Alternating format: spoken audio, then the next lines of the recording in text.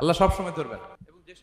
এবং যে সমস্ত জাতিগোষ্ঠীকে এই পৃথিবীতে আল্লাহ তাআলা আযাব দিয়ে ধ্বংস করেছেন, তাদের স্টোরি যদি আমরা খেয়াল করি, আমরা দেখব যে তাদেরকে আল্লাহ অনেক সুযোগ দিয়েছেন ভালো হওয়ার, শুধরে যাওয়ার। কিন্তু তারা আল্লাহর আদেশ অমান্য করতে করতে করতে করতে যখন লিমিট ক্রস করে ফেলছে, একটা সবকিছুর একটা লিমিট থাকে, কি বলেন? We all should know all limits. আপনাকে জানতে হবে যে আপনি কতটুকু পর্যন্ত করতে পারবেন, কতটুকু আপনার সীমানা। You should know your limit. এই লিমিটটা আপনার জানতে হবে। তারা যখন লিমিট ক্রস করেছে, আল্লাহ আযাব দিয়েছে।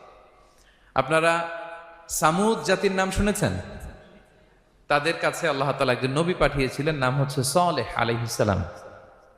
আল্লাহ নবী সালেহ আলাইহিস সালাম, তিনি তাদেরকে দাওয়াত দিলেন যে হে আমার জাতিগোষ্ঠীর লোকেরা, এক আল্লাহর ইবাদত করো। তারা অবাধ্য হলো। তিনি সত্যের পথে আহ্বান করলেন, তারা এই কথা শুনলো না। একটার পর একটা আল্লাহর পায়গাম আসে, তারা অবাধ্য হয়, তারা অবাধ্য হয়, তারা আল্লাহ তাআলার আদেশকে মানে না। সবশেষে সামুদ গোত্র, তারা আবার খুব শক্তিশালী ছিল। তারা পাহাড় কেটে আর্কিটেকচার করে ডিজাইন করে কিভাবে আবাসন তৈরি করতে হয় পাহাড়ি এলাকায়, মাউন্টেইন এলাকায় কিভাবে আবাসন তৈরি করতে হয়, এটার ব্যাপারে এক্সপার্ট ছিল। কিন্তু তারা সালেহ আলাইহিস সালামকে বলল, সালেহ তুমি পাগল, তুমি জাদুকর, তুমি যে আল্লাহর কথা বলছো আমরা মানবো এক শর্তে, যদি এই পাহাড়ের ভেতর থেকে 10 মাস গর্ভধারিণী একটা উট যদি বের করে আনতে পারো, এমন একটা শি ক্যামেল উট যদি বের করে আনতে পারো, যেই ওটের পেটের ভেতরে একটা বাচ্চা থাকবে এবং ওটটা পাহাড় থেকে বের হয়েই বাচ্চা ভূমিষ্ঠ করবে, এরপরে ওটের দুধ যেন আমরা খেতে পারি, তুমি যদি এইটা দেখাইতে পারো তাইলে বুঝবো তুমি সত্য নবী।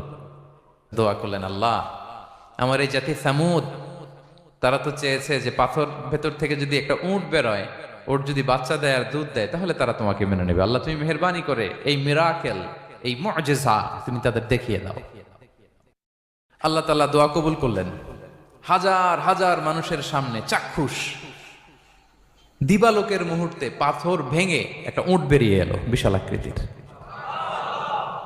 এবং 10 মাস গর্ভধারিণী উট, সাথে সাথে এই উট বেরিয়ে বাচ্চা প্রসব করলো, এবং সাথে সাথে এই ওলান থেকে উটের দুধ বেরোতে লাগলো। হাজার হাজার লোক এটার ওলান থেকে দুধ নিয়ে তারা তৃপ্ত হলো। আচ্ছা, এই মুহূর্তে তাদের কি করা উচিত ছিল বলেন তো?